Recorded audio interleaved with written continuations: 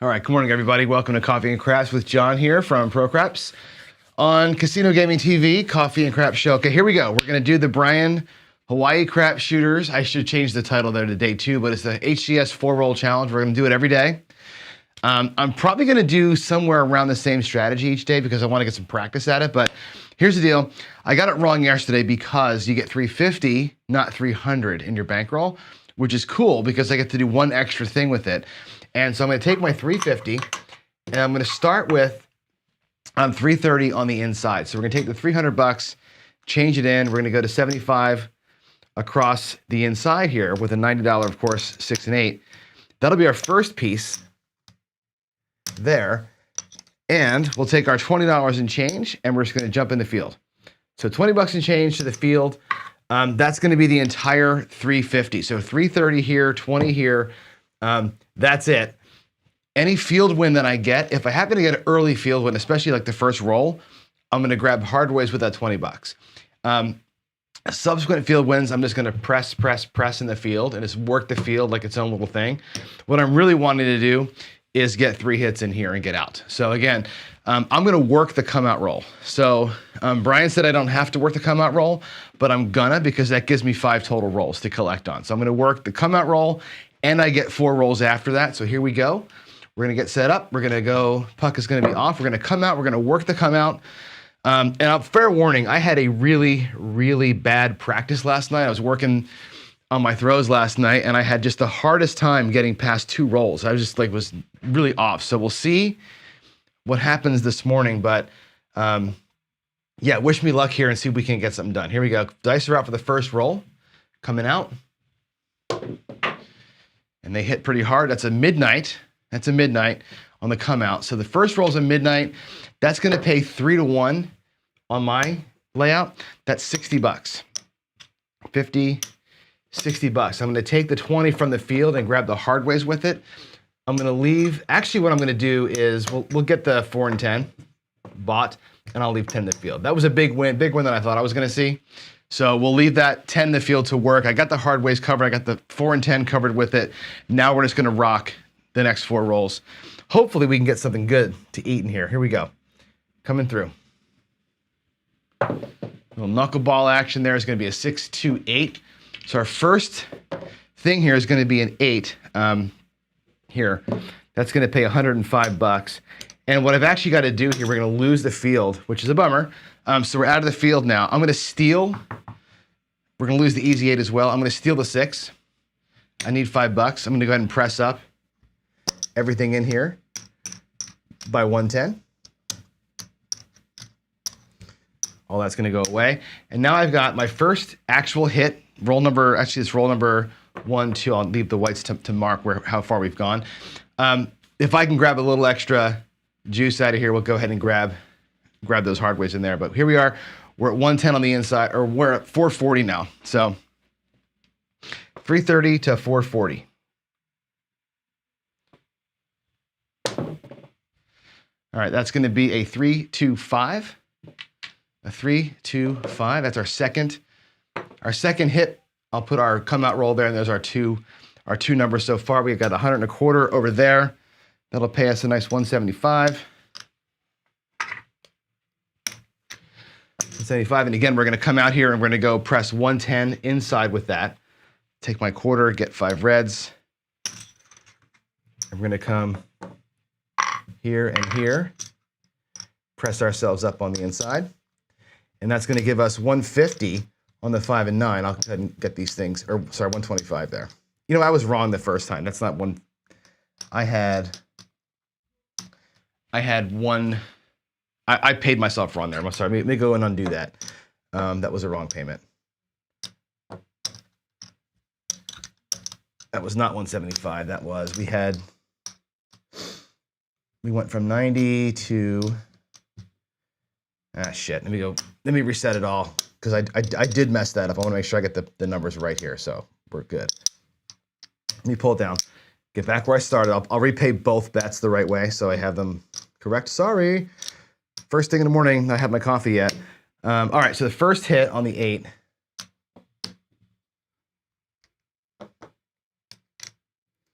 It's 105, and I stole 5 from the 6. Okay, so that's going to make us go to 100 there and there, 120 here in the middle. If I color these up to greens, or to blacks rather, to make it look right, we'll be better off. Yikes. Okay, here we go. Okay, 100 on the ends, 120 on the inside. Now, the 100 pays 140. So that's, again, I paid myself 175. I should have paid 140. So there's 140 for that 5. And again, the same trip, we're going to take 110 and go to the inside with it. These were not profit from last time. Now we're good. Now we're at 125 and 150. These reds here make a green. So we're at 150 and 125. The next inside hit, if we get it, that's the 175 hit. Sorry about that. Now we're clear and good. All right, 2 hits in. Can we survive? I don't know. 4-3-7, we don't. We get nothing out of this one. There's a 4-3. This is just like last night. I could not get past that second roll and we're out. So today we go to 0 with it. Just for whatever reason, I'm not able to punch the third ticket. I don't know what's going on. But I'm on that 4-3-7, and I'm sure George could tell me what to do better, but there it is. What a bummer. We lose it today. Try it again tomorrow. I like the strategy. You know me, I like that inside press, especially when I've got a big bankroll. We're going to talk about that as part of our lecture today, but the big bankroll, that's a great big bankroll strategy. It's not a great home run strategy if you're not getting your rolls, right? You need to get the rolls. So 4-3-7 out, bummer, but that's the morning, right? That's sometimes that happens. Here we go. Let's chat a little bit. So, good morning, everybody. That was fun. I like this better than the road to 100K. It's faster, and it's a little bit more interesting, I think, to do that. So yeah, there's a lot of folks here. Good morning, California Craps Club and Camp Pro is here. I see you. I see SJ and Waylon. Good morning, Waylon. Lot of stuff happening. Y'all enjoying watching the stock market go up in flames today?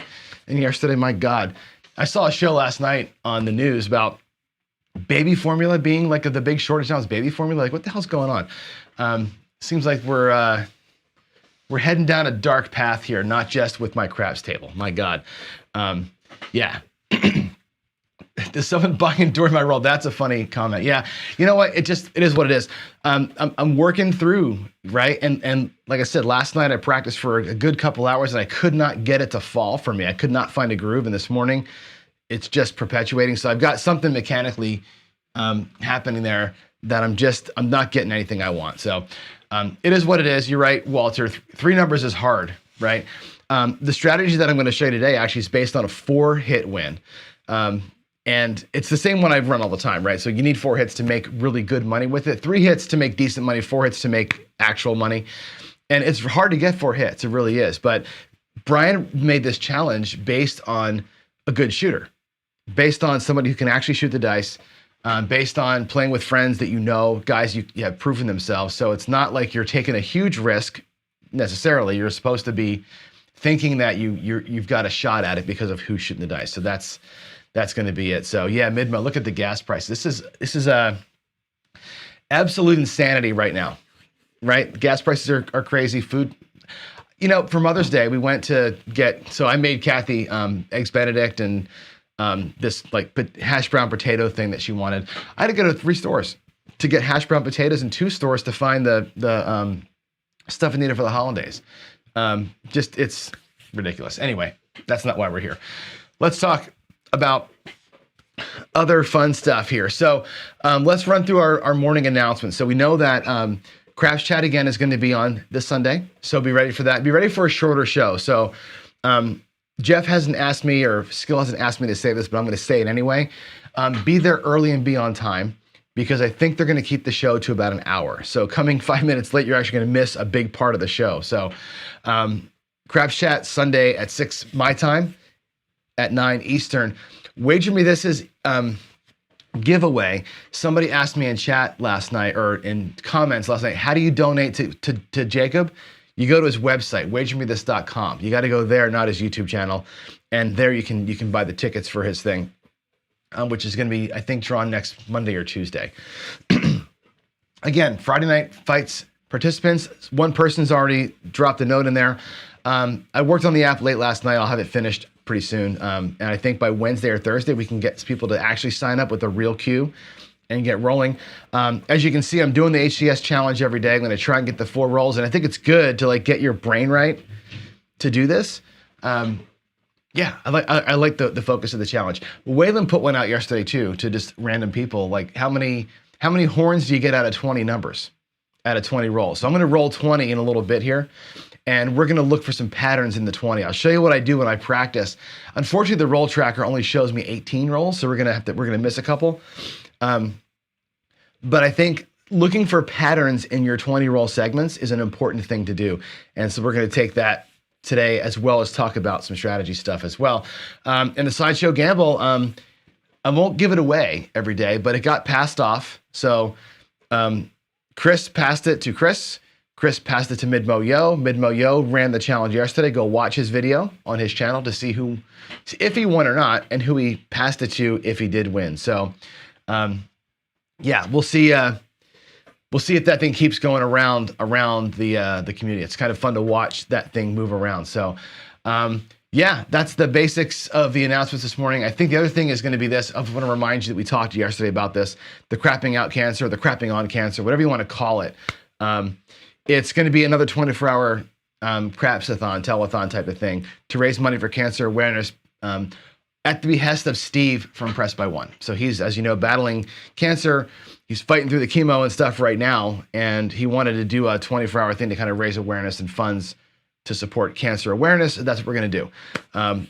Who's going to be on it, what we're going to do, all TBD. Even the date is TBD. We got to find a good day. I'm trying to work with Casino Quest, and I've got to reach out to Jeremy and see if he wants to, if a day works for him that he can help out or whatever else. So I'll let you all know as I know dates. We'll hone that in. But if you want to be a part of it, let me know. John@procraps.net is the email address, or you can drop me a note on any one of these videos. Ideally, go to Discord. Go to casinogaming.tv, jump in the Discord, and leave me a note in there. That's the easiest way for me to just find it. So there's that. All right, next on the docket here is this. I want to talk again about Bet in the Box. And before I do this, by the way, I said yesterday we're going to start doing like book reviews and movie reviews and other kind of like reviewing strategies and channels. I'll start doing more of that next week. This week I want to kind of like move out into a normal session here, and then next week we'll start doing some more breakup things. I do have a guest coming on Monday on the show. We'll do some live stuff together on Monday, and hopefully we'll get more and more of that kind of as we go here. But for today, let's talk about Bet in the Box. And I brought this up a little bit last week, and I want to talk to you about it again today. I'm actually do a little demo over here of what I'm talking about. When you're betting the box, and for those of you who are not pass line with odds players or don't pass players, and you want to just be up there in what our friend Greg calls the elephant graveyard, if you want to live in that world, you got to think about what you're betting and how you're betting it. And that's going to be an important factor here, right? When we talk about the outside, right? Waylon has the 410 ladder strategy. I've got the strategy that I call the 410 bank street, which is like taking the 410 ladder and adding hard ways, high level hard ways to it. The 4 and 10 make good sense, right? They make good sense because they pay 2-to-1 when you buy them, right? They don't hit frequently enough. They hit about as often as the 7. If you can outpace the 7 by 1, you're going to make money on the 4 and 10 if you can roll them.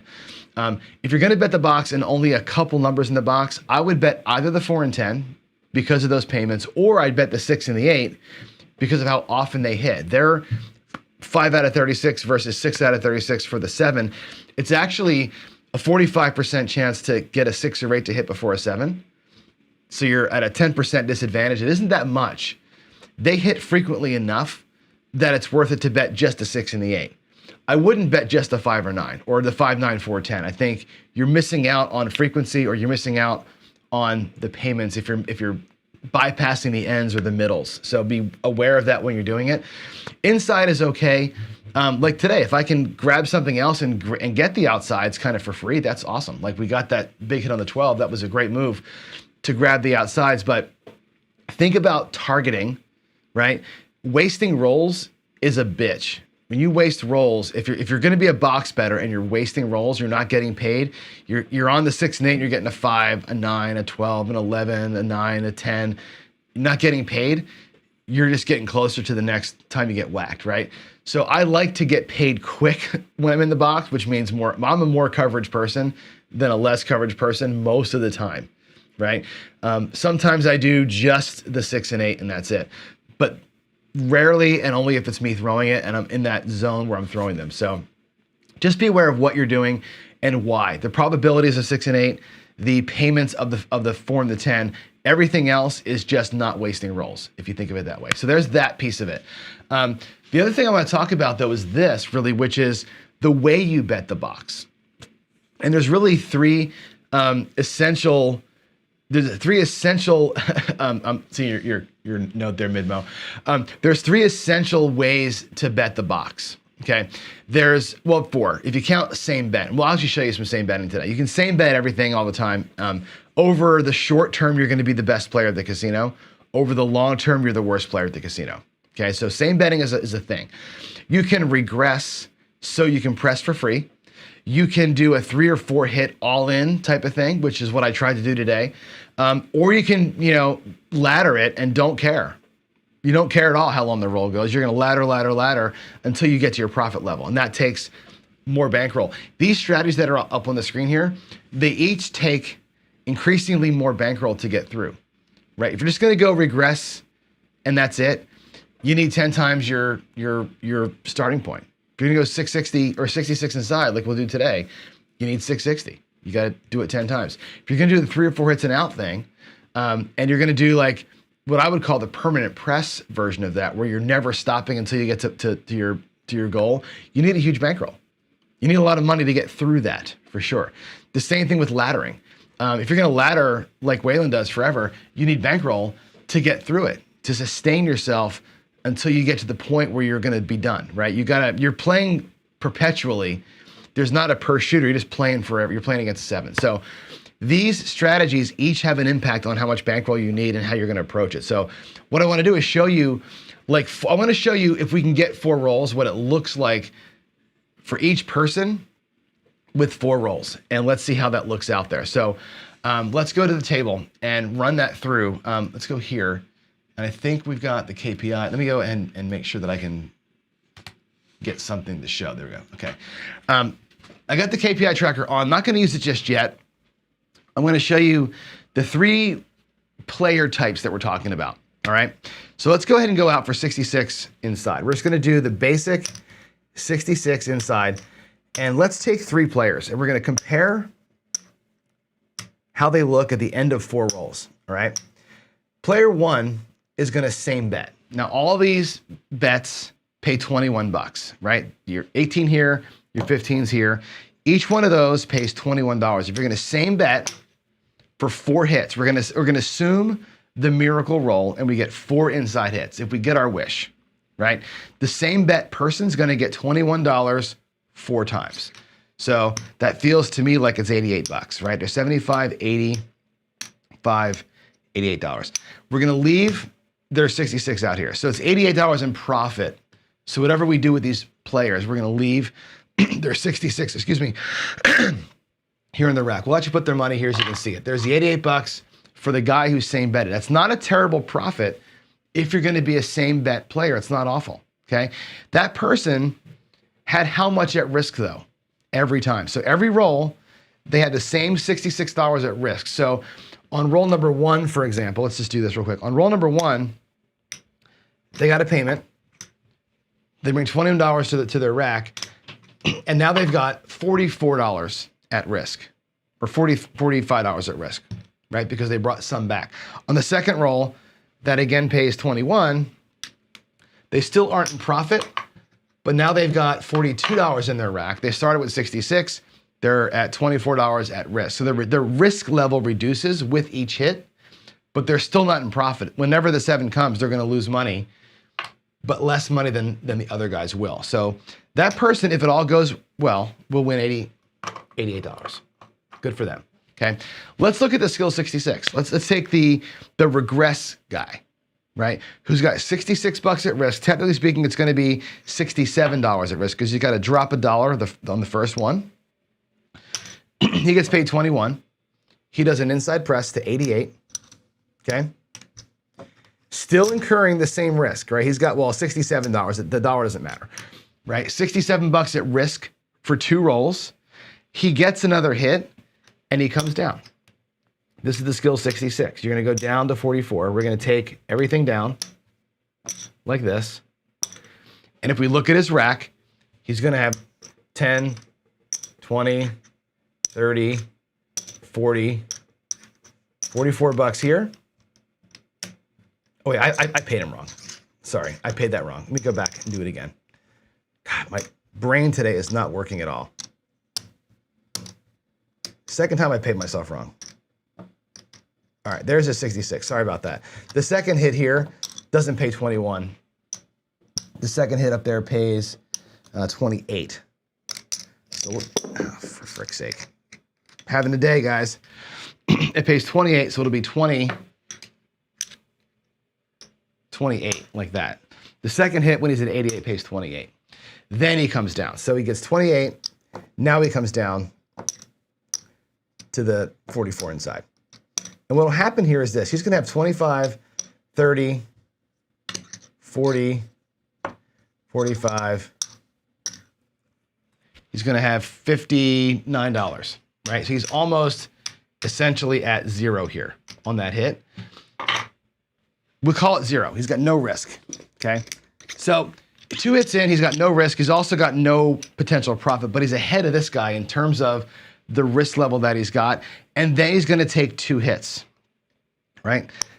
14 bucks on one of them. Doesn't matter which one it is. Let's say it's the 8, and we'll press it by 1. We're going to mid-press him like skill and luck likes to do. Okay, that goes back to the rack. Let's say that the 6 comes. And again, here we are on hit number 4, the miracle roll, hit number 4. Okay, so we got 1 hit we pressed up, 1 hit we regressed down, 1 hit we pressed up. Now we're going to pull it all back. And where do we stand when you pull it all back? Let's do this. Let's actually take his money. We'll put him back on at 66 to show where he is. I need one more nickel out of here. All right. His profit level is lower than the other guy's was. If I color these whites up, there's 10. I'll color up those greens, or those reds to a green. His profit is only $57. Actually, it's less profit than the guy who's same betted for 4 rolls. So it's interesting. They both have the same risk, the same total risk, right? The same bet guy has more profit after 4 rolls than the guy that regressed and pressed. Now, the guy that regressed and pressed is looking for 10, 15, 20 rolls. He's not looking for 4, but just as a basis of comparison, same betting versus a regress, press, you're actually ahead of the game if you same bet versus pressing on what's an impossible situation, which is 4 rolls if you regress to press. Regressing feels like it's the right thing, but you end up in this weird spot where you have the same risk for a while, no profit coming in. Now, what about the person who's going to do what I was trying to do, which was the perpetual press? Okay, let's take a look at this person's play. And here again, we're going to get paid 21 the first time.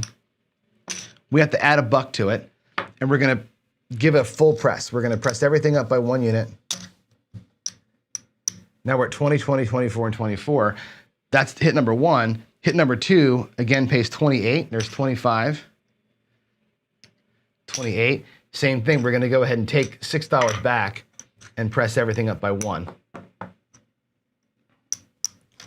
And that makes these look like quarters and 30 on the inside. It's going to be a 110 inside move to make that happen. Let me get these out of the way for you.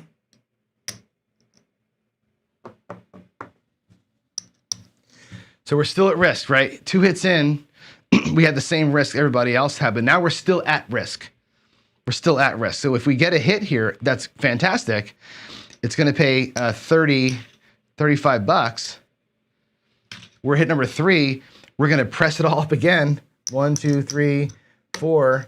We're going to bring a little bit of money back. Right now, this person's got whatever they got, 18, 19 bucks in their rack, which is nothing. they're still at risk. They still have all their money out there. They need a fourth hit to make any kind of money at all. We're at 36 and 35. So if we do happen to win here, it pays 42 bucks, and then they can come down. And to make this look right, what we'll do is we'll come down, but we'll leave the $66 out here. There's 3. There's 3. There's 3. And there's 3. We'll get the insides covered.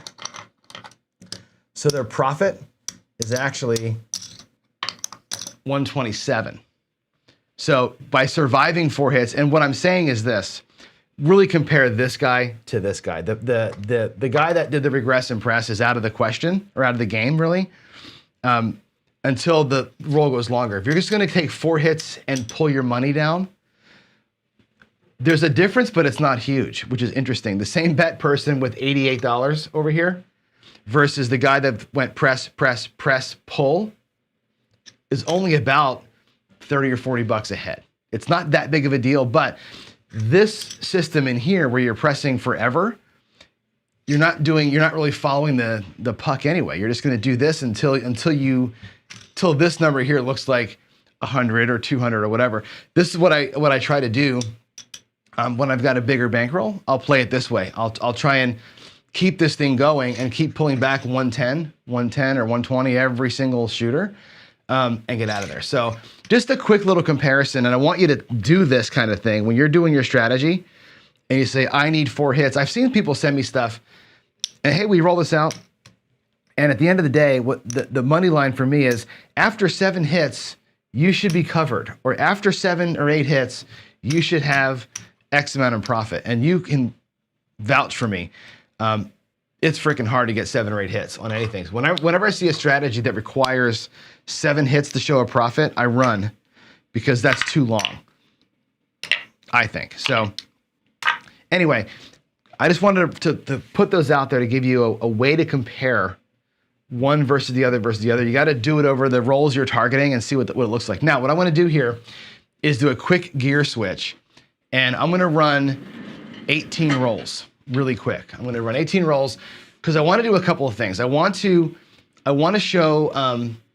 show you how I look for not so much trends, but clusters in the rolls and patterns in the rolls. And at the same time, way that we can give you an idea of how many horn numbers we can see in 20.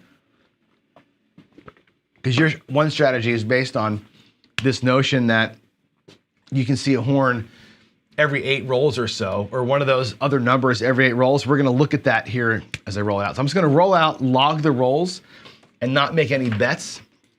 I just wanna get rolls on the roll tracker so we can look at them. So give me a second here. I'm gonna get myself set up here, and I'm just gonna roll my set, my way, see what happens. Maybe I'll get out of this funk that I'm in too.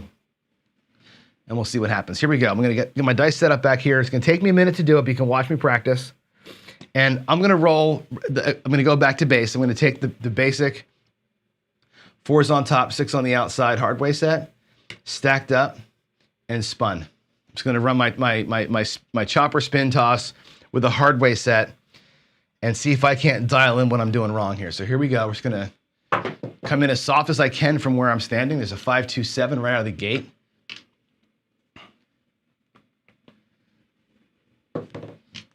See, we can't fix this puppy.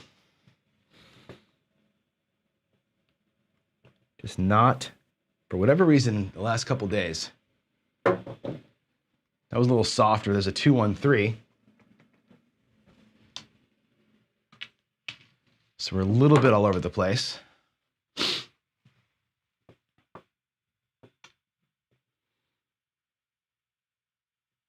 Here we go. That's a better toss. That's a 8, 6 and a 2. And what I'm looking for as I'm doing this, as we log these things out, what I'm going to be hunting down is a couple of things, because you know the strategies that I like to play. Right, my 4 and 10, I like that one. Of course, my set that I'm using here is not a good 4 and 10 set. I like my 4 and 10. I like my 6 and 8. I like my inside hardcore press. And I'm looking for clusters of 4s and 10s. I'm looking for clusters of inside numbers. I want to see if I can't get myself into a zone and give myself some ideas on what I can be betting on, right? And I not so much in history, but if my bet styles or my strategies are matching up with the way that I'm throwing, that's kind of what I'm looking for. This is 6-5 yo. And again, you kind of tune things to the way that you toss and the clusters numbers that you see. And again, I'm looking for 4s and 10s between 7s. And I'm looking for inside numbers between 7s and trying to get a decent little count or some kind of a groove if I can find it. 3, 2, 5. And again, I'll go back and look at this and sort of, we'll do a little analysis together and see what jumped off the page, if anything, that we can make. That was a terrible throw. Good Lord. 4, 3, 7. Yeah, I knew it.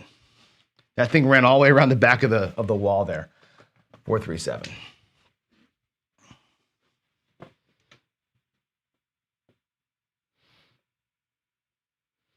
Here we go. I think the biggest problem is I'm not getting them to land flat at all. Is that a 5-5 hard 10? They're really, for me, landing. You can tell when these things come out of my hand, and I'm doing again the horizontal spin, so they spin this way in the air. They kind of like twirl like this. When they go and they hit, and you see them go around the outside like that, that means they're spinning, but they're hitting on an edge like that, and it just kicks them off into the corner. I got to get them to land perfectly flat to make this work. And for whatever reason, I'm just not. I don't know if my posture's bad or what it is, but that was a little better. 4, 2, 6. But I'm looking for them to land, hit, and literally sit right there, like most people are doing. But with this toss especially, you've got to have really, really light action, because the horizontal spin is designed to make them stop on the diamonds. But if they hit crooked, they're going to be all over the damn place. Here's a 6, 3, 9.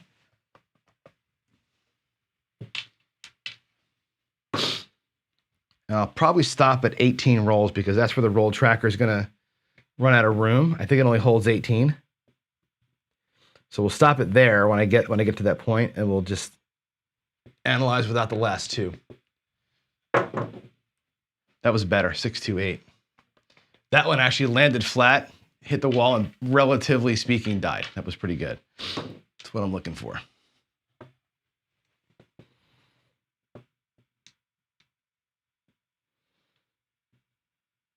Okay, here we go. Much better. Damn it, 4, 3, 7. That really felt good too. That's a bummer. That's a bummer. What we got? I've got 4 or 5 rolls left.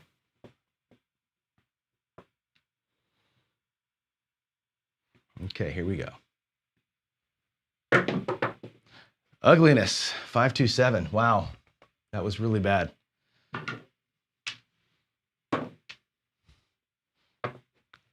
So at 18 rolls, what you expect to see is about 3 7s. I think I've got 4. If I'm looking at my screen, if I'm getting it right, I think I'm at 4. 6, 2, 8. But again, throwing the all 7 set like I'm doing, I actually expected to be off axis more than I am. Here we go.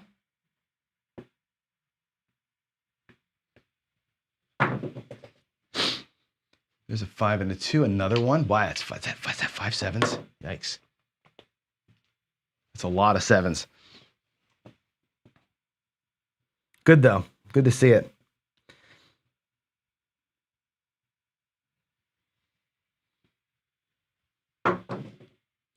Better. 4, 1, 5. I got 3 rolls left, it looks like, I think, right? What's my roll count? 16. I got 2 rolls left. All right. 2 rolls left.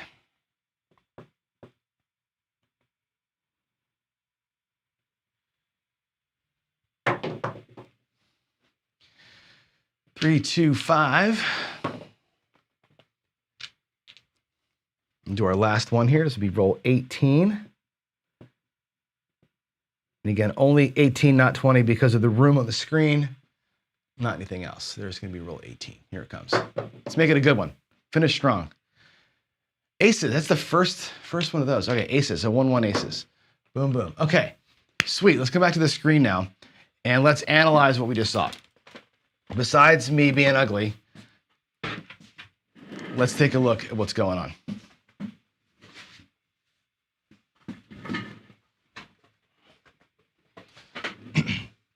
I love the chatter here. I'm looking at the chat. If you're nervous after 3 hits, your strategy is not playable, right?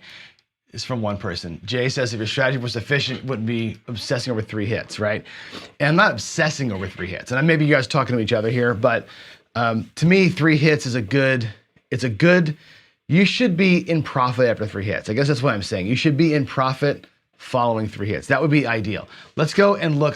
This is gonna be ugly for you, so I apologize in advance when I do this. We're gonna go ahead and change to this screen here. I can't zoom in much. This is the roll tracker as I see it.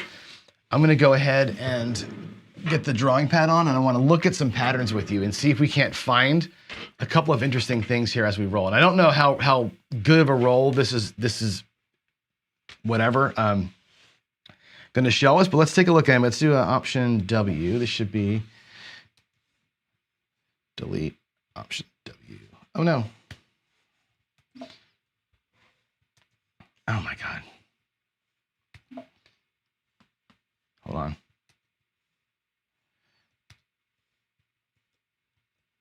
There we go. Sorry about that. All right. So a couple things to notice, right? We have 1, 2, 3, 4 sevens, right? Where we should have how many sevens? We should have 3. So I'm 1 7 plus 1 on the sevens, which kind of sucks. The other thing I notice here is this. All of the sevens that came, right? There were none that had the 6 and the 1. My 6s and 8s didn't have any 1s. My 5s had a couple of 4 1 5s, but most of the 5s were 3 2s. In other words, I'm not seeing, what's going on there? I'm not seeing, what happened to my stuff?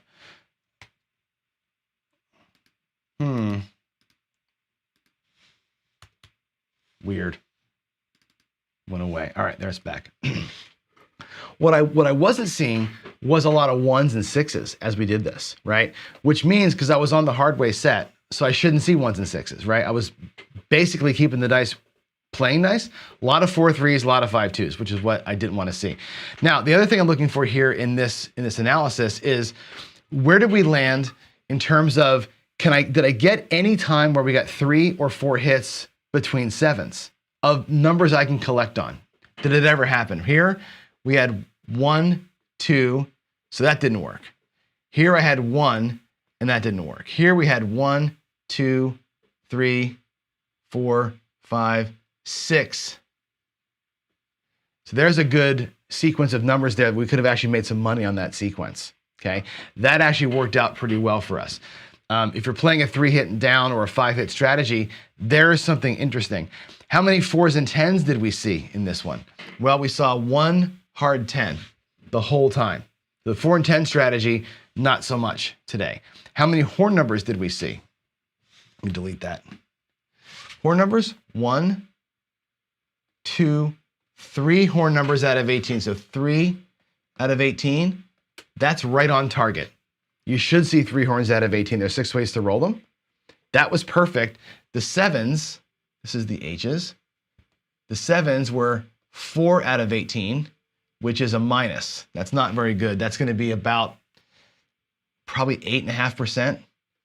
7s, that's too high. My box numbers, 1, 2, 3, 4, 5, 6, 7, 8, 9, 10. 10 out of 18 box numbers, which is exactly where it should be, right? Or inside numbers. The inside numbers, there's 20 ways to roll an inside number, right? So 10 of 18, it's exactly where we were. In other words, my controlled throwing today was exactly random. In 18 rolls, that was completely random.